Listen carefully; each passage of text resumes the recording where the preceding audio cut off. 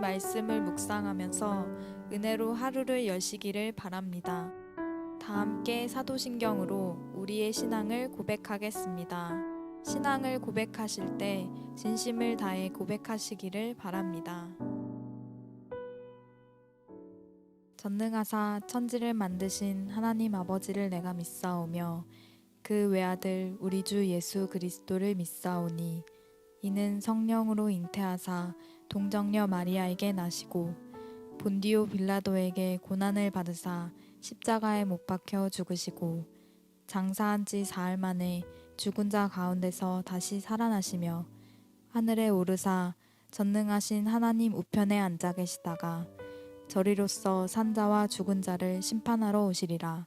성령을 믿사오며 거룩한 공회와 성도가 서로 교통하는 것과 죄를 사하여 주시는 것과 몸이 다시 사는 것과 영원히 사는 것을 믿사옵나이다. 아멘.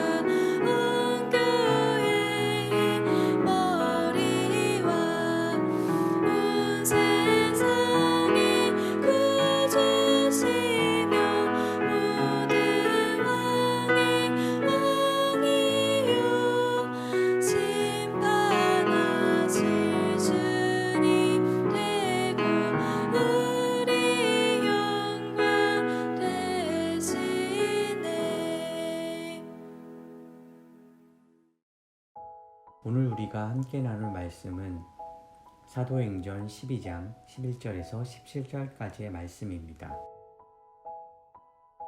이에 베드로가 정신이 들어 이르되 내가 이제야 참으로 주께서 그의 천사를 보내어 나를 헤롯의 손과 유대 백성의 모든 기대에서 벗어나게 하신 줄 알겠노라 하여 깨닫고 마가라 하는 요한의 어머니 마리아의 집에 가니 여러 사람이 거기에 모여 기도하고 있더라. 베드로가 대문을 두드린데 로데라 하는 여자아이가 영접하러 나왔다가 베드로의 음성인 줄 알고 기뻐하여 문을 미처 열지 못하고 달려 들어가 말하되 베드로가 대문 밖에 섰더라 하니 그들이 말하되 내가 미쳤다 하나 여자아이는 힘써 말하되 참말이라 하니 그들이 말하되 그러면 그의 천사라 하더라. 베드로가 문 두드리기를 그치지 아니하니 그들이 문을 열어 베드로를 보고 놀라는지라. 베드로가 그들에게 손짓하여 조용하게 하고 주께서 자기를 이끌어 옥에서 나오게 하던 일을 말하고 또 야고보와 형제들에게 이 말을 전하라 하고 떠나 다른 곳으로 가니라. 아멘. 반갑습니다. 우리가 오늘 사도행전 12장 11절부터 17절을 중심으로 그 믿음이라는 주제의 말씀을 함께 나누겠습니다. 우리가 어제 야고보는 순교했지만 베드로는 하나님께서 죽음의 위기에서 그를 건지셨다라는 것을 생각하면서 서로 다른 그들의 상황이 불평이거나 원망일 수 없다는 것을 묵상했습니다. 그것은 하나님의 독특한 부르심이고 하나님의 주권적인 이끄심이라는 것이죠. 우리가 각자가 원하는 상황이 있을 수는 있습니다. 그러나 우리의 신앙 현실이라고 하는 것은 모두가 같을 수는 없습니다.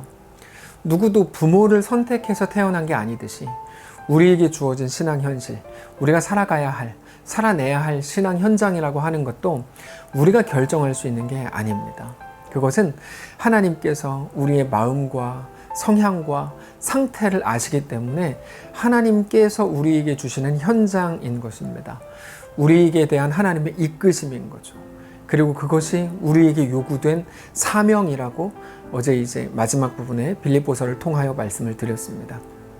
그들의 부모가 왜 그런 사람들이었는지 우리가 그 이유를 알 수 없는 것처럼 야고보를 왜 순교하게 그냥 두셨는지, 반대로 베드로를 또 왜 그냥 이렇게 풀어주셨는지 우리는 알 수도 없고 사실상 알 필요도 없습니다. 다만 최소한 오늘 본문을 통해 한 가지 우리가 확인할 수 있는 게 있는데, 그것은 베드로가 감옥에서 나오게 된 거에 대해서 표현되고 있는 영적인 해설입니다.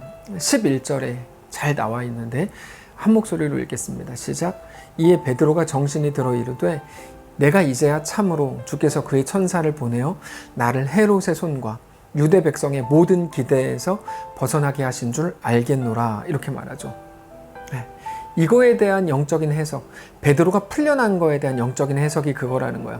헤롯의 손과 예수님을 대적하는 모든 유대 백성의 기대에서 벗어나게 하신 것이 베드로가 감옥에서 도망 나오게 하신 하나님의 의도였다는 거죠. 물론 그것과 관계없이 베드로는 자기에게 주어진 자기의 삶을 살아야 합니다. 그러나 그것은 베드로의 몫이고 그 일에 대한 영적인 평가, 하나님의 의도라고 하는 것은 분명히 다르게 존재할 수 있다는 것입니다. 하나님께서는 헤롯의 손과 유대 백성의 모든 기대에서 벗어나게 하셨죠. 그들의 기대를 깨뜨려 버리신 겁니다. 물론 그것도 언제나 그러는 것은 아닙니다. 어떤 때는 세상이 승리하는 것처럼 보이게 하는 방식으로 하나님이 역사하실 때도 많습니다. 예를 들어서 이스라엘이 아수르와 바벨론과 애굽에게 패하죠. 그때는 마치 세상이 승리하는 것처럼 느껴지는 것이죠. 그러나 하나님은 결국 승리한다는 것이 성경의 증언이고 우리가 믿는 믿음이고 예수님이 십자가 위에서 보이신 부활의 능력입니다. 베드로는 그렇게 하나님의 역사하심으로 죽음의 권세를 이겼습니다. 넘겼습니다. 그리고는 마가 요한의 어머니 마리아의 집으로 갔죠. 이 이야기는 유명한 이야기입니다. 베드로가 와서 문을 두드렸는데 로데라는 여자아이가 문 밖에서 소리가 나니까 누가 왔나? 그러고 밖에 나왔다가 베드로의 목소리인 것을 듣고 깜짝 놀라가지고 문을 열어주는 것도 깜빡하고 집 안으로 막 뛰어들어갔습니다. 그리고는 베드로가 왔다고 소리치죠. 거기에서 기도하고 있는 많은 성도들이 베드로를 위해서 기도하고 있었지만 누구도 로데가 말하는 베드로가 살아 돌아왔다는 그 말을 믿지 않았습니다. 너 그거 잘못 들은 거다. 또 갑자기 왜 밥 잘 먹고 정신 나간 소리 하냐. 또 미친 소리 한다. 별의 별 소리를 다 했습니다. 그래서 진짜라고요. 그러면서 이 아이가 막 몸부림을 치니까 그러면 베드로가 벌써 처형당했나 보다. 그거 베드로의 천사인 것 같다. 이렇게 이제 이야기를 하죠. 근데 밖에서 그 순간에도 베드로가 문을 계속 두드립니다. 안 열어주니까. 베드로 성격이 또 급하잖아요. 막 계속 두드려요. 그래서 사람들이 가서 문을 열고 보니까 진짜 베드로가 있더라는 거죠. 베드로가 들어와서 이 일이 어떻게 된 건지 쭉 설명합니다. 베드로가 감옥에 갇혀 있을 때 베드로를 위해서 성도들이 기도했죠. 그때 이제 베드로가 이렇게 나왔는데 최소한 성도들의 기도가 베드로를 풀어주십시오, 살려주십시오, 이 기도가 아닌 것만큼은 확실합니다. 왜냐하면 그랬다면 베드로가 돌아왔을 때 다 뛰어나갔겠죠. 자기들이 그렇게 기도했으니까요. 근데 로데라는 아이가 베드로가 온 것 같다고 얘기했을 때 성도들이 뭐라고 얘기합니까? 너 미쳤다. 그러면 아니면 베드로의 천사인가 보다. 이렇게 말했다는 것은 최소한 베드로를 그들이 살려달라는 기도를 하지 않았다는 것을 말하는 거예요. 자기들의 예상 그림 중에 베드로가 살아서 돌아오는 건 없었던 거죠. 저는 우리가 기도할 때 물론 모든 가능성을 열고 기도해야 되지만 이 초대교회 성도들의 기도를 볼 때마다 정말 계속 도전을 받습니다. 성숙한 사람들은 이렇게 기도하는 거구나. 이런 것을 정말 자주 느낍니다. 그들이 그렇게 기도할 수 있었던 이유가 무엇일까요? 그들은 그리스도인들이었기 때문입니다.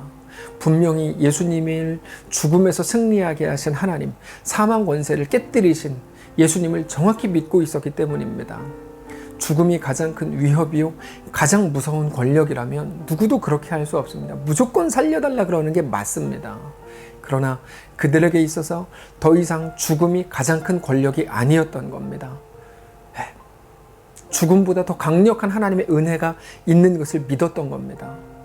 하나님의 놀라운 은혜가 그들에게는 정말 실제였다는 거죠. 그러나 하나님의 능력과 그 은혜가 막연하게 느껴졌던 사람들이 있습니다. 바로 요한복음 11장에 나오는 마리아와 마르다인데 나사로가 죽었죠. 처음에는 죽을 것 같았습니다. 그래서 마르다와 마리아가 빨리 예수님을 모셔오라고 하죠. 근데 예수님은 빨리 안 가십니다. 그러다가 나사로가 죽었습니다. 그러니까 이제 마리아와 마르다 입장에서는 완전히 삐지는 거죠. 능력이 있으신 예수님이 안 오셔가지고 오빠가 죽었다. 예수님 오셨으면 안 죽었을 거다. 근데 예수님이 안 오셨으니까 죽었으니까 결국에 예수님 때문에 죽은 거다. 이렇게 이제 된 겁니다. 그렇게 나사로가 죽은 후에야 예수님이 그 집에 가십니다. 마리아는 뭐 완전히 삐졌고 언니 마르다는 예수님이 조금 더 일찍 오셨더라면 오빠가 죽지 않았을 텐데 점점점 이렇게 얘기합니다. 그러면서 이렇게 믿음의 고백을 이렇게 얘기하죠. 요한복음 11장 21절 22절 함께 읽겠습니다. 시작. 마르다가 예수께 여짜오되 주께서 여기 계셨더라면 내 오라버니가 죽지 아니하였겠나이다. 그러나 나는 이제라도 주께서 무엇이든지 하나님께 구하시는 것을 하나님이 주실 줄 아나이다. 이렇게 말해요. 그때 예수님께서 그래? 오케이. 네 오라버니가 다시 살아날 거야. 이렇게 말해요. 그랬더니 마르다가 방금 전 22절에서는 주님이 구하시는 모든 것을 하나님이 들어주실 거 믿습니다. 이렇게 얘기했던 사람이 갑자기 태도를 바꿔서 네 그럼요. 마지막 날 부활 때는 살아나겠죠. 뭐 이렇게 얘기합니다. 우리는 자주 하나님의 능력까지도 우리의 상상력에 제한합니다. 우리의 상식으로 하나님을 제한하는 겁니다. 근데 하나님을 제한하는 우리의 가장 큰 실수가 어떤 건 줄 아십니까? 우리가 죽음의 권세를 이길 수 없으니까 하나님도 못 이긴다고 생각하는 거예요. 이긴다고 말은 하죠.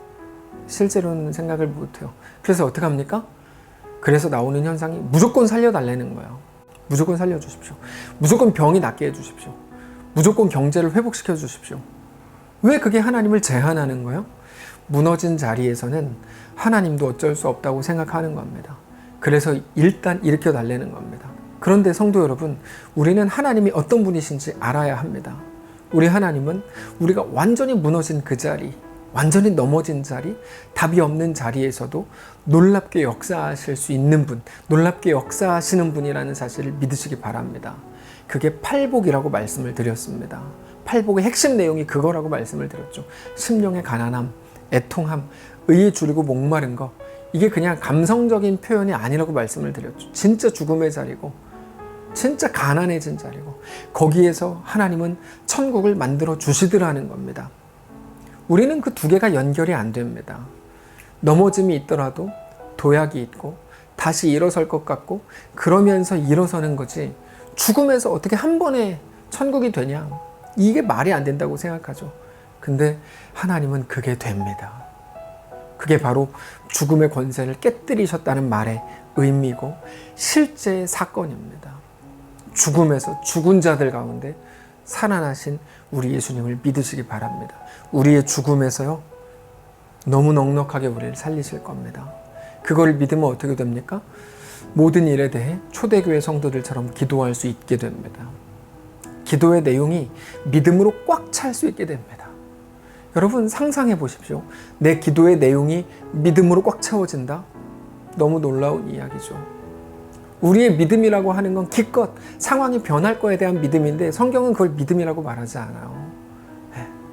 하나님께서 행하신 것, 예수 그리스도가 죽음에서 부활하신 것, 우리의 영혼이 완전히 바닥까지 떨어져 더 이상 소망이 없는 것에서 우리를 일으키신 것, 소망 없는 가정인 나오미와 룻, 그에게 보아스를 붙여주신 것, 모든 것 죽음에서 생명으로 이끄시는 우리 예수 그리스도의 능력이 우리 가운데 임하는 것을 믿으시기 바랍니다.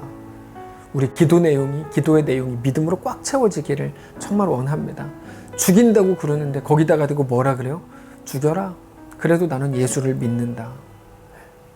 다만 주님, 내 죽음으로 다른 사람들이 상처를 받지 않게 해주시고 대신 위로를 얻게 해주십시오. 이렇게 기도하죠. 그게 스데반의 기도였습니다. 말씀을 정리하겠습니다. 사랑하는 성도 여러분, 저는 오늘 우리의 삶이 이와 같은 담대함들로 정말 꽉 채워지게 되기를 정말 원합니다. 각자의 현실이 다 다릅니다.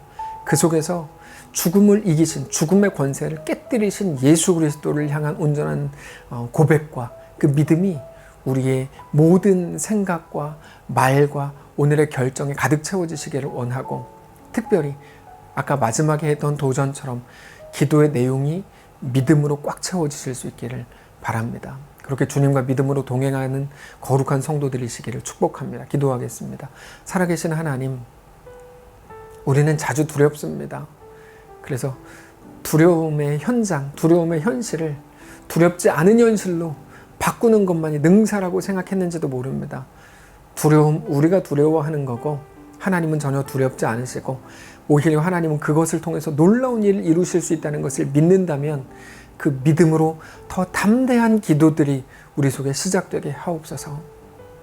오늘의 모든 일정과 우리 앞에 펼쳐진 모든 상황 속에서 믿음으로 서서히 꽉 채워지게 하시고 그 놀라운 믿음을 가진 성도들로 이 세상이 변화되고 또 이 세상 한가운데서 우리가 하나님께 더욱 온전하게 세워지는 귀한 삶이 되도록 인도하시옵소서.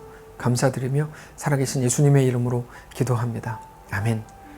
사랑하는 성도 여러분, 이 시간에 오늘 허락된 말씀을 기억하시고 또 소원하시고 그렇게 붙드시고 깊이 묵상하신 후에 기도하신 후에 자리에서 일어나시면 되겠습니다. 사랑하고 축복합니다.